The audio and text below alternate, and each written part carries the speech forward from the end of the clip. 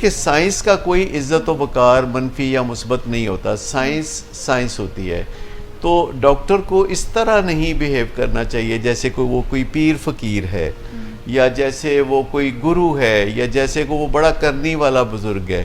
تو ڈاکٹرز کی زندگی میں ہیوملٹی کا عمل دخل بہت ضروری ہے کہ وہ بتا دے کہ یہ دال دلیا ہے، اس کو آپ صبر شکر کر کے استعمال کریں اور الحمدللہ کہہ کے زندگی میں آگے بڑھیں. اور سر کسی کی فیملی کو بتانا کہ جی آپ کے بچے کو اسکیزوفرینیا ہے اور یہ شاید کافی عرصہ لگ جائے اس کو ٹھیک کرنا. So breaking bad news is an art. بڑے طریقہ کار سے آپ کو کرنا چاہیے. اور وہاں ایک ادر بہت امپورٹنٹ کانسیپٹ ہے ویسٹ میں جو غالباً یہاں بھی ہے، جس سے ہم کہتے ہیں برڈن آف کیئر.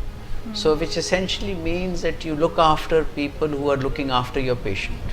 فیملی کے لیے اس میں ایک گفٹ بھی چھپا ہوا ہے کہ جو مریض کی بیماری سے مشکلات فیملی کو جھیلنی پڑتی ہیں اور روگ سا لگ جاتا ہے، تو فیملی کو اس روگ سے نکلنے اور فلاح پانے اور نشو و نما پانے میں آپ مدد دے سکتے ہیں، پرسنل ریکوری میں مدد دے سکتے ہیں.